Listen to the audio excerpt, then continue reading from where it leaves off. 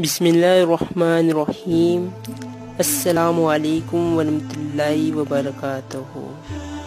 حضور پاک صلی اللہ علیہ وسلم جب معراج کی شب سے واپس آ رہے تھے تو آپ نے صوفیوں کو دیکھے اور فرمایا کہ یہ صوفی بھی وہی فرماتے تھے جو میں خاص علم لے آ رہا ہوں۔ تو حضور پاک صلی اللہ علیہ وسلم کو واضح کرنا تھا کہ ہم کہیں صوفیہ اکرام کی باتیں سنتے ہیں اور انہیں نہیں مانتے، اور جب شریعت سے ہی وہ چیزیں ہمیں پتہ چلتی ہے تو ہم ماننے لگ جاتے ہیں۔ بے شک میرے حضور پاک صلی اللہ علیہ وسلم کا علم عمل ہر چیز اعلیٰ ہے، آپ محتاج کسی کے نہیں ہیں۔ بس حضور پاک صلی اللہ علیہ وسلم کو یہ بتانا تھا کہ ہم شریعت میں بھی طریقت کی باتیں سنتے ہیں پر اسے یقیناً نہیں مانتے، تو یقین ماننا چاہیے کہ باطنی علم بھی ہے، اس لیے آپ نے ذکر فرمایا۔ ویسے میرے نبی پاک صلی اللہ علیہ وسلم محتاج نہیں ہے۔ تو آئیے ہم جانتے کہ صوفی کسے کہتے ہیں۔ حضرت ذوالقرنین مصری رحمۃ اللہ تعالیٰ علیہ سے کسی نے پوچھا کہ صوفی کون لوگ ہوتے ہیں، تو آپ نے جواباً میں فرمایا وَهُمْ قَوْمٌ فَحَاسَرَهُمُ اللَّهُ عَزَّ وَجَلَّ عَلَى كُلِّ شَيْءٍ۔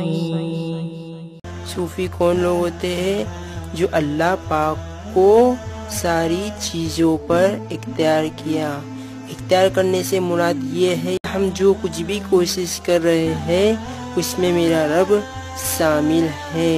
یہ کوشش مجھ سے نہیں بلکہ اللہ عز و جل ہی مجھ سے یہ کوشش کرا رہا ہے، اور کامیابی بھی وہی ضرور دیں گا۔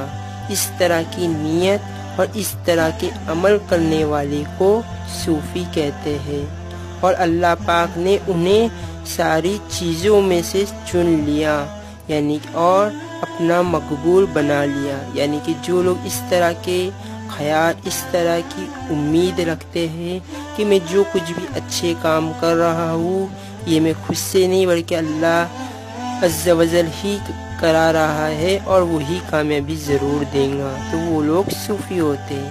حضرت عبداللہ تستری رحمۃ اللہ تعالیٰ علیہ سے کسی نے پوچھا کہ صوفی کون لوگ ہوتے ہیں، آپ نے جواباً میں فرمائے صوفی وہ ہے کہ تمام قدرتوں کے صاف ہو جائے اور فکر سے پر ہو جائے، یعنی کہ وہ اپنی سوچ اس طرح کی کہ میرے ہاتھ میں قدرت نہیں ہے، اور وہ اللہ کی ذکر میں فکر مند ہو جائے۔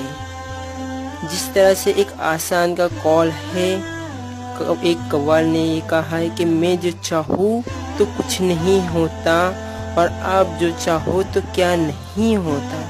یعنی کہ ہم ہماری کوشش سے کرتے رہنا ہے اور پھر بھی خود کو ناقدرتی تصور کرنا کہ میرے ہاتھ میں قدرت کچھ نہیں، سب کچھ کرنے اور کرانے والی ذات اللہ رب العزت کی ہی ہے، پر مجھے فکر سے بھی دور نہیں ہونا ہے، فکر اور ذکر دونوں کرتے رہنا ہے، محنت کرتے رہنا ہے۔ اللہ عز و جل ہی کے ہاتھ میں قدرت ہے اور وہی ہمیں منزل تک ضرور پہنچائیں گا۔ اس طرح کی نیت رکھنے والا صوفی ہے۔ اللہ پاک کے قرب میں اوصاف بصیرت سے منتہا ہو جائے اور اس کی نظر میں مٹی اور سونا یکساں ہو جائے، یعنی کہ اگر وہ اہل نظر ہی کیوں نہ ہو پھر بھی خود کو کم نظر ہی سمجھے کہ خدا کی نظر کے سامنے میری نظر کچھ بھی نہیں ہے، میں تو بصیرت والا نہیں ہوں، جب خدا تعالیٰ دکھا رہا ہے تو ہی میں دیکھ رہا ہوں، اور اس کی نظر ایسی نظر ہو کہ سونا اور مٹی دونوں اسے برابر ہی نظر آئے، سونے کو دیکھ کے لالچ پن نہ کرے اور مٹی کو دیکھ کر جھڑکے نہیں۔